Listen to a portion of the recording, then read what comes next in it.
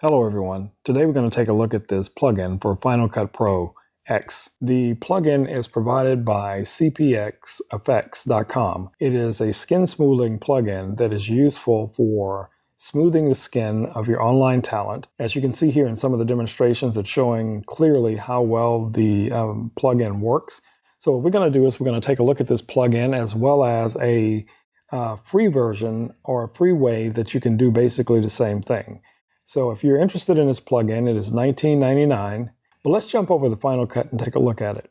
I have two clips here on my timeline, and they're basically the same clip.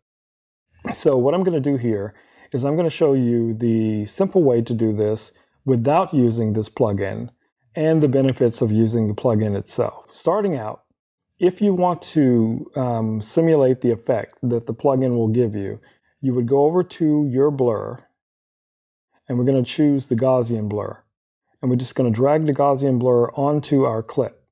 And immediately you see that our clip has been completely blurred out. The default setting on the Gaussian Blur effect is 50%. We're going to bring that all the way down to 0. So now we have no effect whatsoever on our clip. So if we scroll through the clip, we can see the full clip without any blur effect applied to it.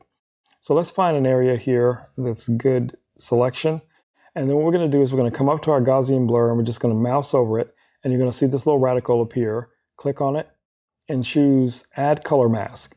And then from there, you're just going to press and hold and start to select the skin. And you'll see how the skin is being selected. Once you release it, if you click on the mask, View Mask again, it'll show you a black and white version of what's been selected. So then you can come down here to this lower area here under the color mask. And you can then further adjust it, adjust where you want more of the or less of the mask to be affected. So like if we go in here, we're losing some of our skin, and as we come out, we're gathering more and more of the skin. And if you find an area where the mask didn't do a good job, just hold down your shift and then click over that area, and it should select it.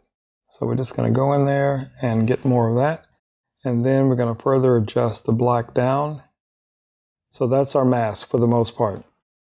So now if we click off our mask, now what we're going to do is zoom in here to about 200% so we can get a really good look at our model.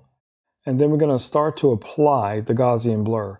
You really don't need to go far because you can go really far where it looks really cartoonish. But what we want to do is just soften the skin just a little bit, kind of like what we would be doing with frequency separation in Final Cut or something like that. And I'm going to bring this up to maybe, let's see, 1.1, 1.5. And then you can always dial these numbers in. You can just, click here and you can just type them in yourself if it's a little bit easier than trying to use the slider. But if we turn this on and off, we can see the difference of what's being applied, right? So let's go ahead and go back out to fit. And there's our model. And that mask will track. So if we go here and click on our mask, you'll see that the mask is following right along with the model in real time. So you don't have to worry about that. Okay, so now let's take a look at the plugin itself and how you would apply that. So if you purchase this plugin, it will appear here under your effects, and you would just scroll down to where you see My Effects. And here's our plugin, and are the effect, and you're just going to drag that also onto your clip. And then just as similar steps. So just like we did before with the Gaussian blur, we're going to mouse over here where we get the little radical pops up, and we're going to select the mask. And if you click here on the View Mask, you can see exactly what was selected. If some of the skin wasn't selected, just hold down the shift and just select a little bit more until you get all of it.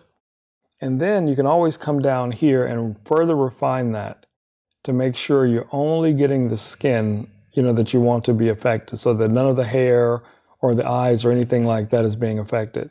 So if we scroll through, we can see how our mask is applying. Now here's an area where it didn't get a good reading of the mask. So again, we can hold down shift. And then again, like I said before, you can come down here and further refine it to make sure you have the mask exactly where you want it. So far that looks good. And then we go back up, we can deselect the mask. And if you want to, I suggest that you zoom in about 200% so you can look at your model or whomever you're working with. and see exactly what was selected. Then you can start to apply your skin smoothing. So I would take that up to about the same as we did before with the Gaussian blur, somewhere around 1.9 or 2.0. And then you still have now you have a mix where now you can come in and you can feather this, which is a lot like opacity or fill, and you can adjust how much of that you want to be applied to a specific area. You can also adjust the brightness of the skin, so you can lighten or mute the skin depending on what the effect is you're trying to achieve. And you can also apply a mix to that, so even once you've applied it, you can still further adjust it. It also has a contrast control where you can go in here and adjust the contrast. So if you wanted to, just add just a little bit more pop, similar to what we do with dodging and burning, you can bring the contrast up just a little bit and then adjust the mix to get it exactly where you want it. And then you also have saturation. So you could go down here and you could adjust the saturation to the skin. If you want to give the skin a little bit more warmth or life or something like that, you can adjust that. And then further refine it by utilizing the mix. Okay, so let's bring this out to fit. And let's look at our model. And let's take a look at this before and after. And if you're looking at the graph over here, you can see that when it's on, it's increasing the luminance levels. But once we turn it off, it goes back to the before and after. So everything is still within the tolerance levels. For the black is very black. And, this area here is going to be your model, and you can see where it's peaking in a few places. But then you can also further go in and control this if you wanted to add like a color wheel or something like that. You could bring this down even more. But again, like I said, a plugin like this for me would be something I would use at the very end, to finish off my video. So hopefully, guys, this has been helpful. And like I said, if you're interested in this plugin, I am not sponsored by them in any way. I just felt like this is something that would be beneficial to the community.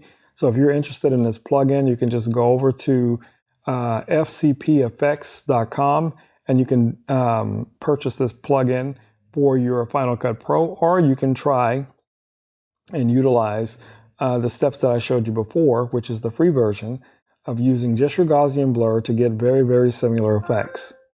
All right, guys, so hopefully, again, like this video has been helpful, so I will catch you guys in the next video. If you've not subscribed or rang that bell, please do so that you will be notified, by YouTube's algorithm as soon as I produce new content.